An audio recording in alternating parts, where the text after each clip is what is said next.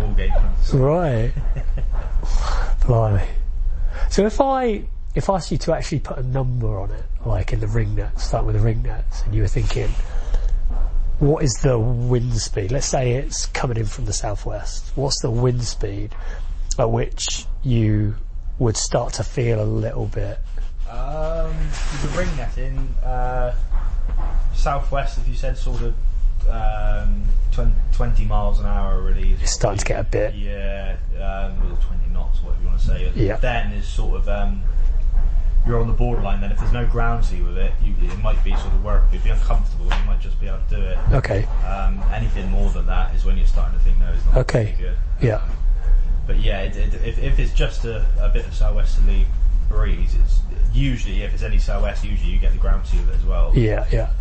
Sort of 20 miles an hour. Okay. Anything 17 to 20 usually we sort of look at is coming on the limit what we can do. If that was then the other way around, if that was say westerly, you wouldn't even think twice and just be out. Oh, okay. The land. Like, Yeah. no, I'm good, cool. Yeah. That's my alarm. Remember, pick the door up. So. Oh, no worries. have you got? Is that you got to go? In a minute, yeah. I've probably got 5-10 minutes there. I expect. Perfect. All right, cool. So 17 to 20, and then if there's no wind but there's a swell coming in, is there like a height of wave where you start to think, looking at Magic Seaweed, you're thinking, oh, probably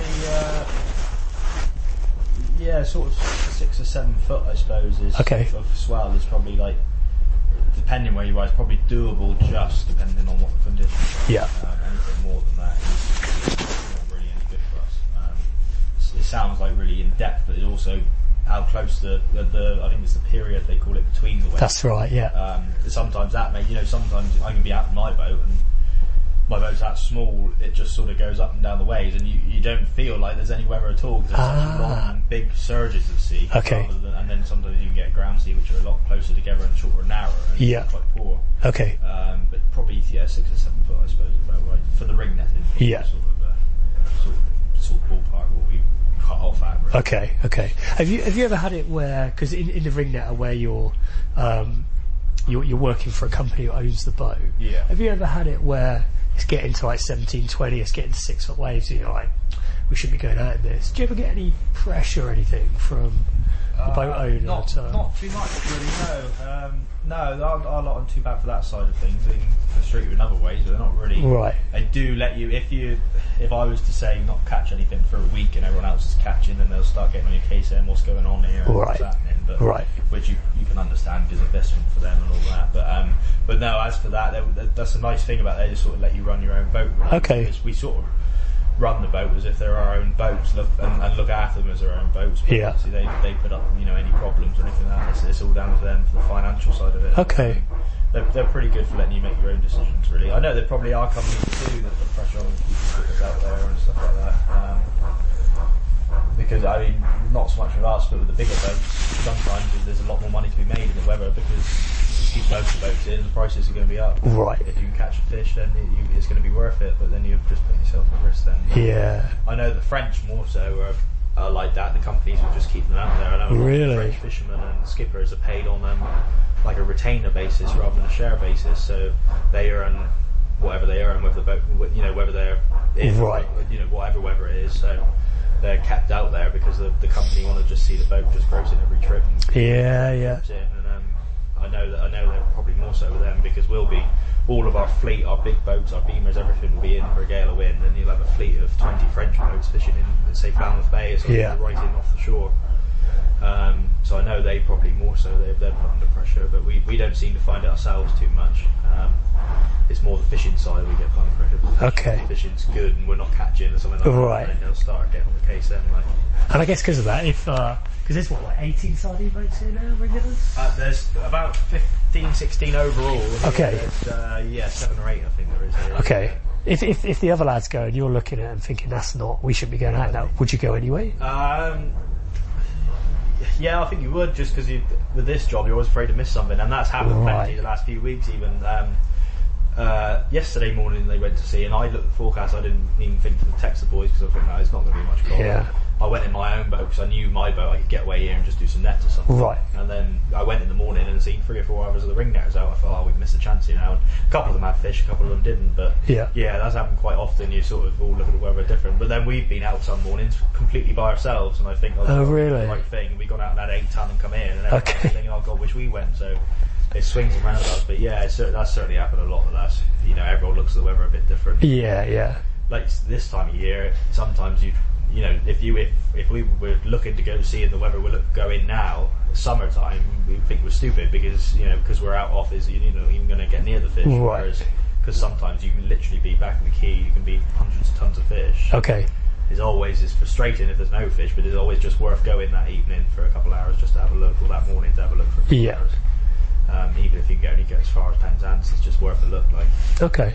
So yeah, I think everyone sort of judges it different, but I think everyone's usually wondering when they get in who's going tomorrow. In the morning, you don't want to miss out on anything. Right. Cool. So last question, mate, if you've got time. Yeah, no worries. 5 minutes. I'll shoot off then. Cool. Which is kind of the same question, but for the Bonnie Grace. So with that one, do you have a number in mind for the wind and for the swell? Yeah, probably the swell I get away with a lot more, as long as there's not too much wind behind it, because just the nature of what I'm doing really. So probably 8 or 9 foot, maybe 10 foot, maybe. Okay. Ground swell.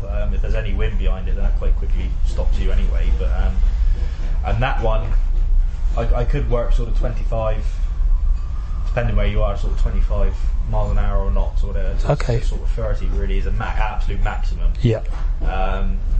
That I do that quite often here in the winter when I'm close to the harbour, sort of 45 minutes from the harbour. I don't do that so much when I'm down the Lizard, because it's not just going out the weather. You've got to get to the gear and get back again. Right.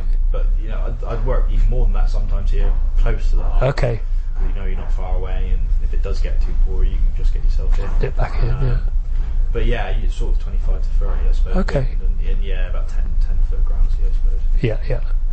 Again, I'd work more ground sea than that. It's been big seas, but just no wind behind it. So right. It's just the little boats just seem to go up and down. You don't really feel it too much. But a lot of it, the only thing to see is if in my boat, if you're working say hard ground with these nets and these ropes getting fast to the bottom or something, that's where you start seeing problems.